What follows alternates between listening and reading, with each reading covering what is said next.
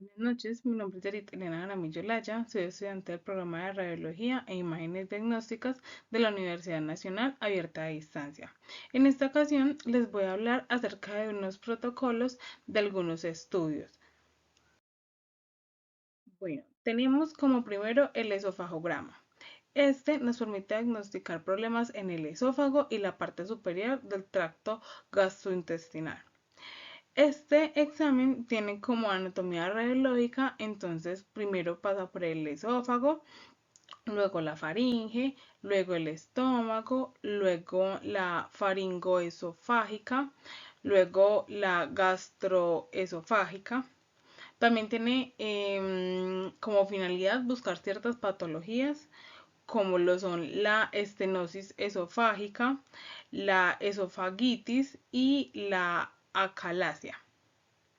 Las indicaciones clínicas que se requieren para este estudio es dificultad para tragar, que se denomina disfagia, también el dolor al tragar, que se le denomina odinofagia, también está lo que es la pirosis y también la regurgitación. La preparación para este examen es el ayuno de 8 horas. También se recomienda evitar fumar e ir con ropa cómoda. Por último, para este estudio no se requieren pues exámenes de laboratorio previos. Las posiciones radiológicas que se utilizan para este examen son entonces la anteroposterior, la posteroanterior y la lateral. Acá vemos pues como las imágenes en las cuales queda como el estudio. Acá tenemos la anteroposterior y aquí la lateral. Por otro lado, tenemos el estudio de vías digestivas altas, que este es un estudio en el que se introduce un endoscopio por la boca a través de la garganta, el esófago, el estómago y el duodeno, que es la parte del intestino delgado, que es como la primera parte, y así entonces lo que se hace es determinar si hay algunas áreas anormales. En este examen se utiliza fluoroscopia y un material de contraste para poder producir imágenes del esófago, el estómago y el duodeno. Entonces, para la anatomía radiológica de este examen tenemos el esófago, el estómago y el duodeno. Algunas patologías que se alcanzan a diagnosticar con el examen son tumores, úlcera péptica y esofagitis. Las indicaciones clínicas para este examen entonces son la dificultad para tragar, el sangrado gastrointestinal, las náuseas y el vómito constante. La preparación para un examen de estos es un ayuno específico, también ropa cómoda y suspender algunos anticoagulantes que sean pues prescritos por el médico. Para los exámenes no se requiere ningún tipo de examen de laboratorio, pero sin embargo, en algunas ocasiones pueden solicitar como un examen de hemograma o pruebas de función tiroidea. Por este lado tenemos las posiciones anatómicas que se requieren para el examen, que son anteroposterior, posterior anterior y lateral, y aquí el resultado de la radiografía realizada o del estudio. Bueno, por último tenemos lo que es el colon por enema. Entonces, en este estudio nos permite visualizar el intestino grueso y la parte inferior del tracto gastrointestinal. Entonces, como anatomía radiológica para este estudio tenemos lo que es el recto, el colon sigmoide, el ángulo esplénico, el colon descendente, el colon transverso, el ángulo hepático, el colon ascendente y el ciego. Y en algunas ocasiones se logra ver el apéndice. En las patologías más comunes que se dan en el diagnóstico, entonces tenemos los pólipos, el cáncer de colon y la diverticulosis. También las indicaciones clínicas que se realizan para este examen, entonces es el sangrado rectal, el dolor abdominal, la pérdida de peso inexplicable y los cambios de hábito intestinales. La preparación que se requiere para este examen entonces es la dieta líquida, el laxante y un enema. Los exámenes previos de laboratorio, tenemos que para este examen o para este estudio no se requiere ningún tipo de examen de laboratorio previo. Las posiciones que se utilizan en este examen entonces son la anteroposterior, la posterior y la lateral. Y aquí están las imágenes radiográficas del examen. Muchísimas gracias, eso sería todo.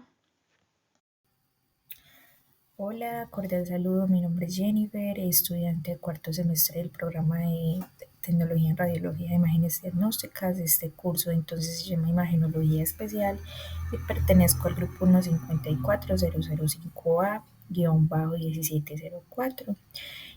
A continuación les hablaré un poco pues del sistema urinario, todo lo relacionado con urografía excretoria y cistografía miccional, cómo se realizan estos procedimientos, protocolos como tal en una institución. La orografía excretoria para adultos, inicialmente pues la preparación del paciente es que tener una dieta blanda el día anterior y un ayuno aproximadamente de 6 horas, no consumir lácteos ni gaseosas, entonces sería más que todo como eh, eh, jugos naturales, sopas y ya, como lo dije, dieta blanda. El medio de contraste utilizado para este estudio sería entonces un contraste yodado hidrosoluble, no iónico, ya que tienen menor osmoridad y pueden causar menos daño en los pacientes. En este caso sería el Ultravis. Eh, este estudio lo hice inclinado como para los adultos. La vía de administración entonces es por vía intravenosa, con un catéter en las venas. Se procede a administrar el medio de contraste muy lentamente. Y las patologías más comunes de este estudio entonces tenemos tumores en los riñones, la vejiga o el uréter, enfermedades congénitas del sistema urinario. En la orografía excretoria, los materiales que se utilizan para realizar este estudio, entonces tenemos en primer lugar el medio de contraste, jeringa de 10 y de 20 cc para administrarlo, alcohol para hacer la asepsia, bata estéril para que todo el campo esté estéril y no haya propagación de bacterias o infecciones, catéter, lidocaína para el tema del dolor del paciente, clorexidina, jabón para la desinfección de la piel del paciente y todo el campo de trabajo debe estar estéril. La posición del paciente, ubicamos nosotros como el tecnólogos al paciente en decúbito supino anteroposterior en la mesa del rayos X. La primera toma se realiza a los 5 minutos, la segunda toma se realiza a los 10 minutos y la tercera toma se realiza a los 20 minutos. Acá podemos ver cómo va avanzando el medio de contraste hacia el tema de los uréteres a los 5, 10 y 20 minutos. Bueno, por otro lado, les quiero hablar del tema de cistografía miccional para adultos. Iniciamos pues que la preparación del paciente se hace para diagnosticar la causa de infecciones urinarias, especialmente en niños que hayan tenido más de una infección vesical o de varias vías urinarias. También se utiliza para diagnosticar o evaluar la dificultad para vaciar la vejiga, anomalías congénitas o de la vejiga uretra Este se hace por medio de una sonda Foley, puede ser una 14 o 16. El medio de contraste fluye a través del catéter hasta la vejiga. El tinte ayuda a la vejiga a apreciarse mejor en imágenes radiológicas, como lo vamos a ver a continuación. La posición del paciente, pues ubicamos al paciente en decúbito supino en la mesa de rayos X.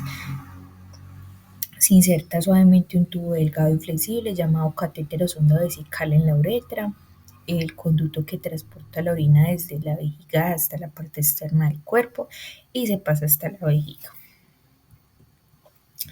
En estos casos, continuamos con cistografía misional en niños. En estos casos, el consentimiento deberá estar firmado por el acompañante, por un adulto. El paciente inicialmente debe ir al baño, ubicamos al paciente en decúbito supino en la camilla del fluoroscopio y procedemos a realizar la primera toma que sería como una previa.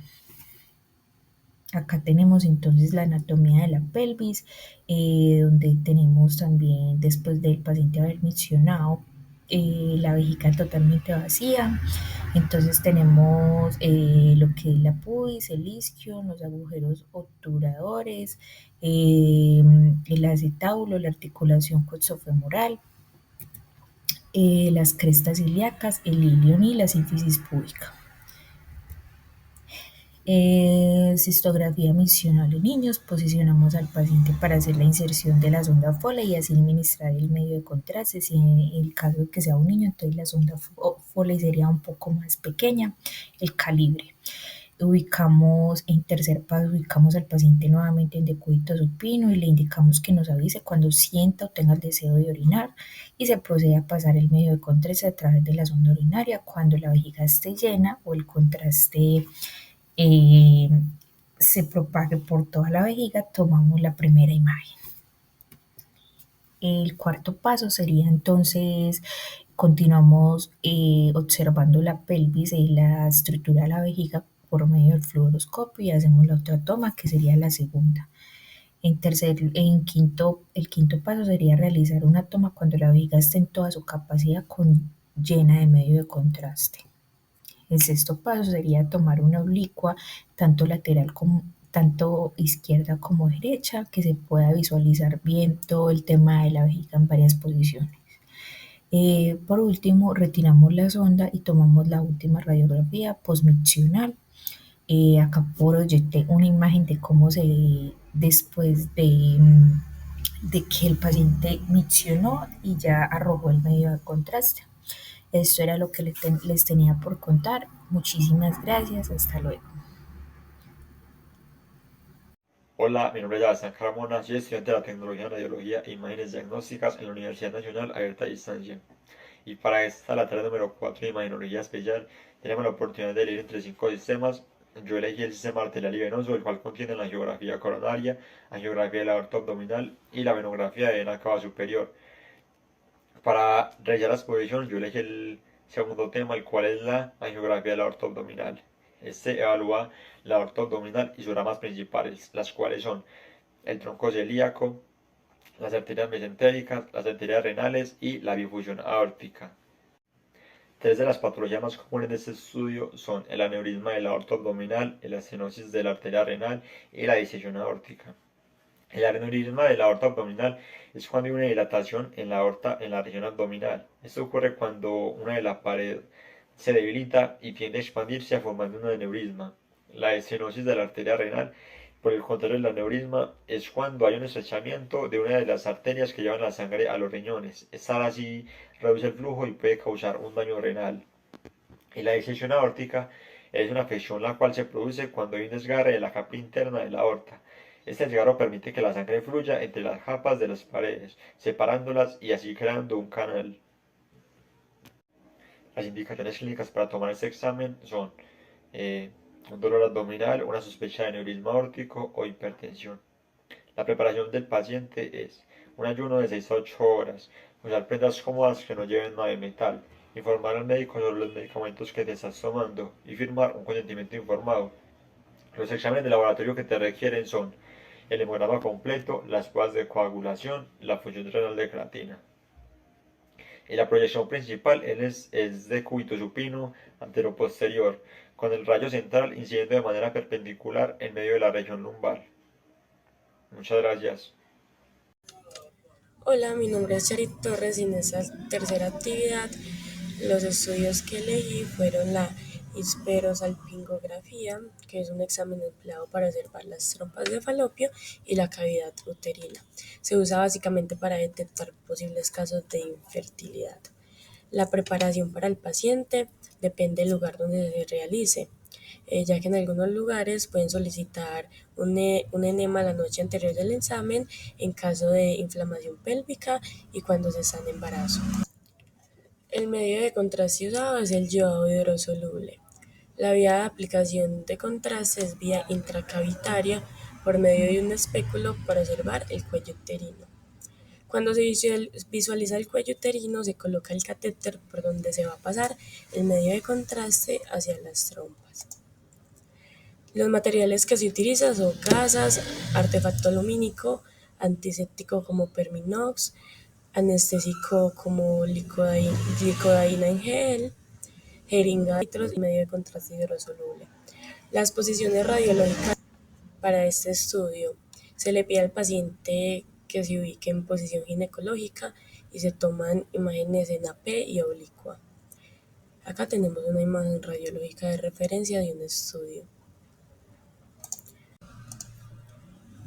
Por otro lado, tenemos la criocistografía, que es un examen que se usa para evaluación de los conductos lagrimales y detectar posibles anomalías y obstrucciones.